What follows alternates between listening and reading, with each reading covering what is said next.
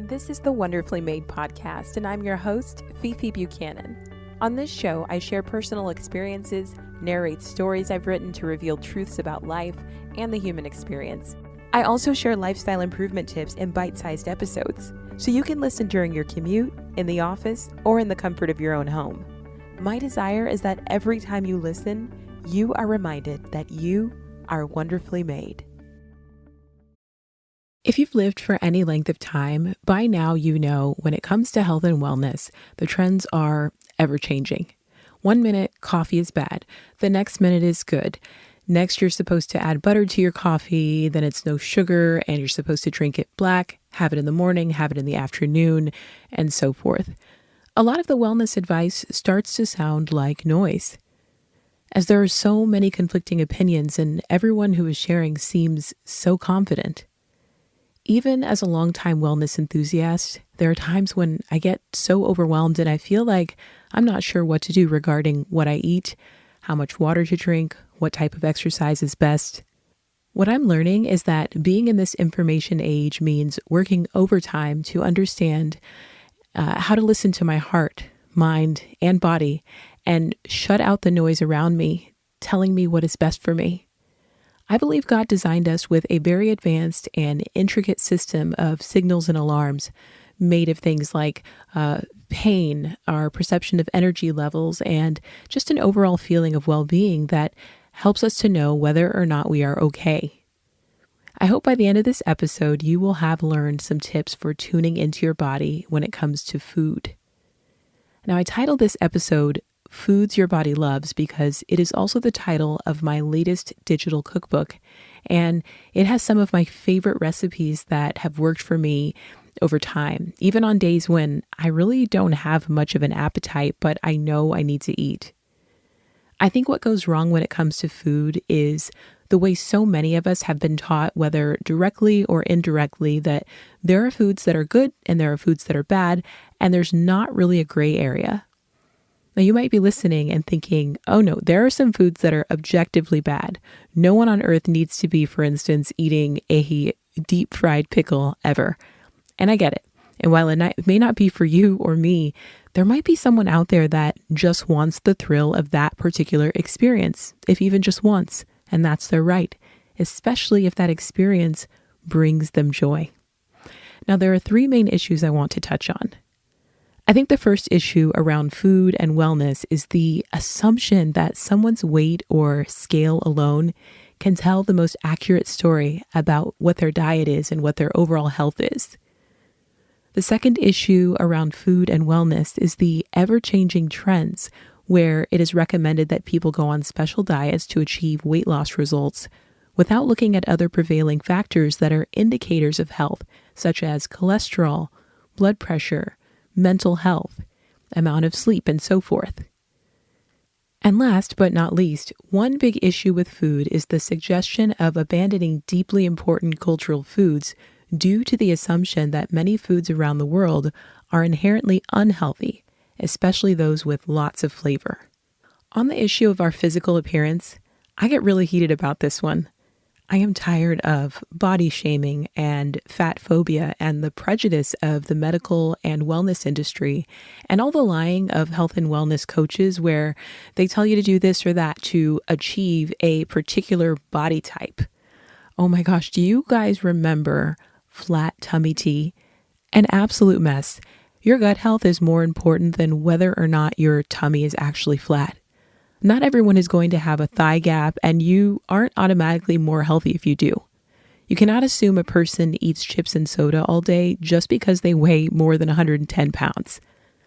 I do feel we have an optimal weight, each of us, and that's important too, but more importantly, the scale and an optimal size that we feel, that is kind of what helps us to know if we're at our best. It's different for everyone.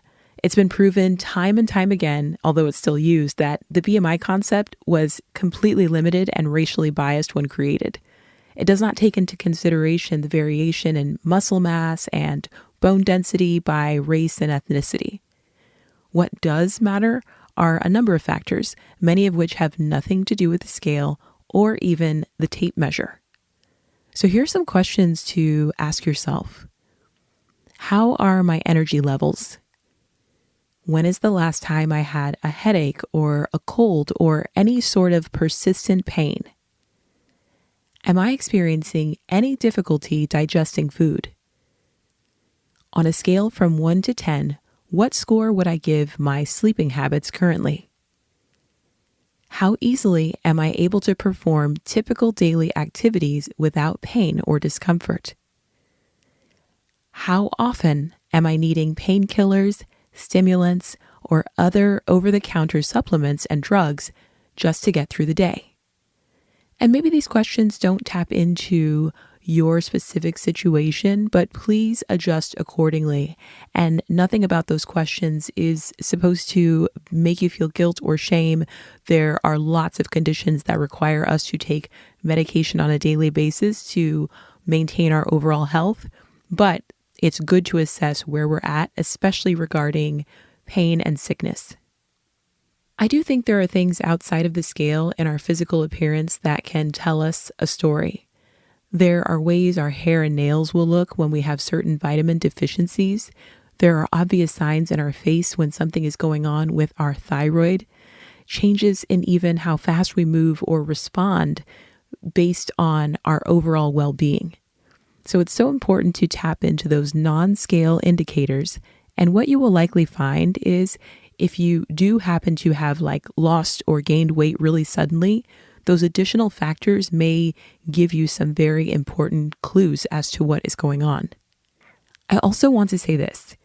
You do not have to turn yourself into a lifelong workshop where you are constantly trying to force yourself into an image of perfection. Weight loss doesn't have to be your constant goal, nor do an old pair of jeans need to be a symbol that you have arrived. We unfortunately are all judged by our outer image, but wise people know there is more to the story about each person's health, and it goes far beyond the circumference of our waist or a number on a scale. Somewhere in my wellness practice, I began to be so rigid that I had this idea that food's only purpose was for nourishment. Anything beyond that was frivolity. I really don't think this stance was helpful to me, and it came along with a heavy sense of guilt. Sometimes even when foods were healthy, if they tasted too good, maybe they were too good to be true. The thing is, food is for nourishment, but sometimes the nourishment goes beyond just what it does for our body in that instant. Sometimes the flavors and textures and colors of the food can excite not just the taste buds, but our minds. And imagine the creativity that can spawn from new experiences. Not only that, food brings a very critical opportunity for fellowship. When we have the time, we likely digest our food better in the presence of invigorating conversations and laughter as we slowly eat and savor. So let's talk about it. Are some foods bad and other foods good? I really want to leave that up to you to decide, but it's perfectly okay to understand that certain foods do not serve you, while others serve you in a major way. It's helpful to know which foods to eat in moderation and which ones you can eat more freely. Some time ago, I had eaten quite a bit of asparagus and I began to feel really faint. I found out that it's a natural diuretic, and it seems that for me, I'm very sensitive to it and it makes me feel really off. Almost like the diuretic effect works a little too well. So knowing this, I eat it sparingly, if at all, because that feeling is dangerous. I truly felt like I might faint. And so I've tested it, and a small serving here and there is overall benign.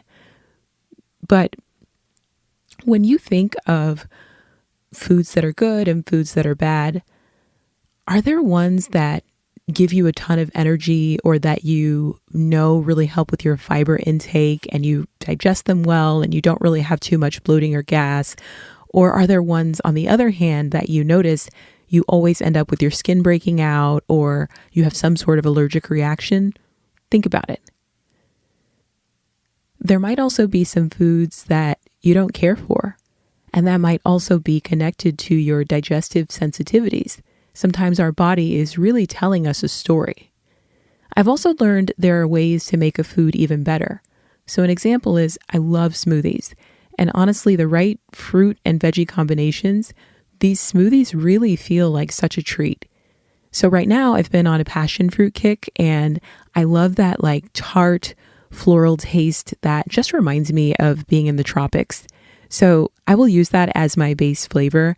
And then here's what I do. So I add a frozen banana for sweetness, a small handful of raspberries for vitamin C and fiber, frozen butternut squash for beta carotene, and you cannot taste it at all. Also, it has fiber, vitamin A, and vitamin C. And then I will add chia seeds for more fiber and protein. I also have blue algae for iron and other phytonutrients. And then sometimes I add my liquid morning vitamins so that I don't have to take them separately. If I have it, I'll also add a handful or two of greens because I want to get my nutrients in as early as I can. So if I'm doing that in the beginning of the day, it's great to get that head start. And it's just also an opportunity to use the greens so that they won't go bad. So it's just adding utility to something that I already know I will enjoy. And it's just nice to know that at the end of the day, I will probably meet or exceed my veggie intake, which is just going to help my overall health. For me, good versus bad food really comes into play when I think about foods I'm allergic to or I have an intolerance to. Too much of those foods can really make me feel ill. And I've learned to replace ingredients over time and make more things from scratch when no other alternative exists that would work for me. But for now, I do things like brown rice pasta swapped out instead of wheat, or I use alternatives like jackfruit or mushrooms instead of processed soy meat. I also use cassava flour tortillas instead of wheat or corn. Maybe I'll learn how to make those one day, but for now, I'll just keep buying them. To find out more about my allergies and intolerances, my primary care doctor ordered a food panel allergy test. And this test will give you results on dozens of very common foods and let you know how reactive you are to them. It can be a great way to learn about foods that you can eat more freely and ones that should be eaten in moderation and then others that you should entirely avoid.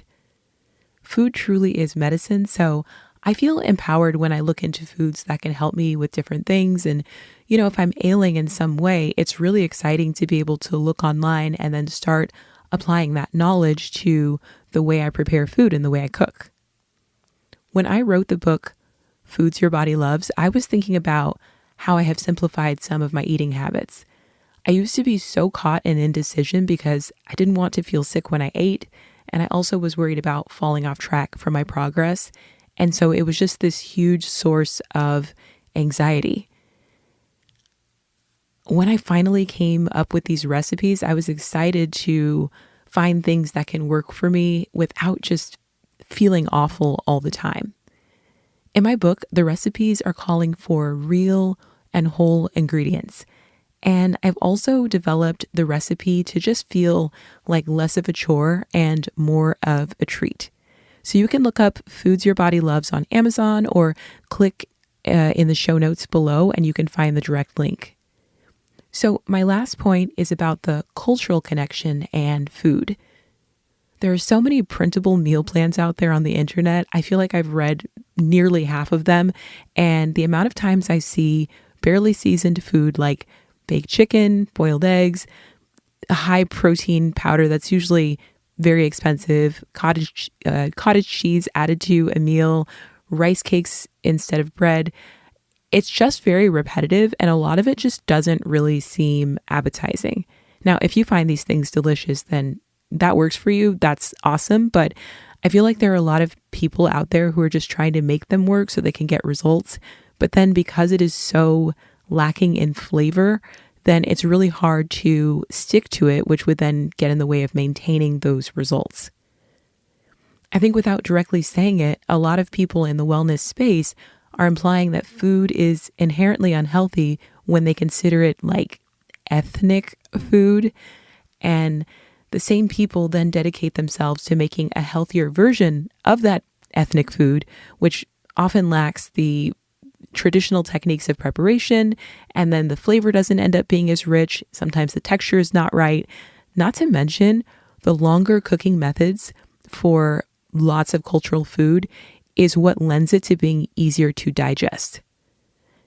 Now, I get that it's also to appeal to our on-the-go lifestyles. So many of these recipes, though, it's always like quick, easy, 15-minute, in the title.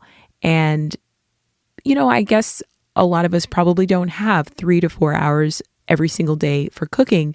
But honestly, 15 minutes is sometimes not sufficient to make food really taste delicious and not like a chore. The thing that also gets me is the people posting these recipes. It's very obvious that they've done very little research, and they will just sprinkle cilantro or corn on top and be like, oh, this is a Mexican recipe. It's the wildest thing, and it is so culturally insensitive. Now, food is for nourishment, but it's also an opportunity for fellowship, like I mentioned before. The preparation of food can bring family and friends close as they collaborate to cut up produce, cook grains, stew meat, ground up herbs and spices. The smell alone brings an important part of the experience long before the food is even ready to be consumed. For some households, dinner may be the only time a family has where everyone is around the table or in one space, able to have valuable conversation. Shared meals are important. Delicious leftovers are important. Foods that we can set and let slowly cook while we do other tasks are also important.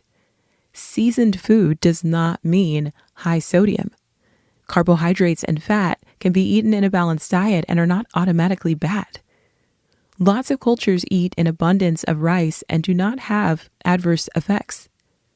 So consider this. When you plan your meals, be realistic about what you buy and what you cook. You're going to enjoy food more if it aligns with your personal and family culture. You can then make adjustments to what you eat in order to align with your goals that you have.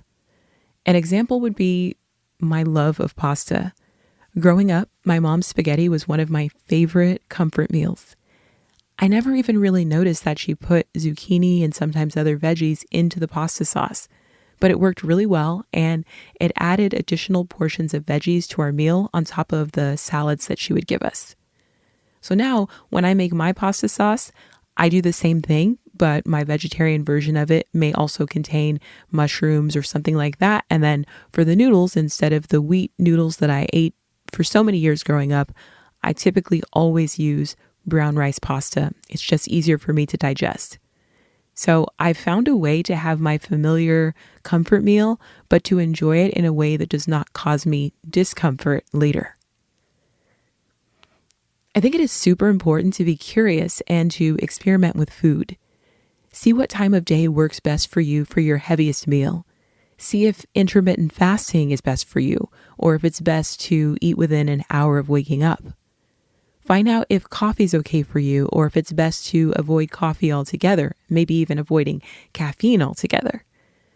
Enjoy your ice cream, but go for a non-dairy option if you're finding out that you're lactose intolerant. I think much of this is the core of the concept of mindful eating. It means actually being in the moment and conscious. It means slowing down to listen to your body and see how what you're doing is affecting you. I believe when our bodies are in alignment, we crave the foods that we need when we need them. The more we give our bodies what we need, the more our bodies will develop an appetite for what serves us best. Don't be hard on yourself on this journey. Take your time and be curious.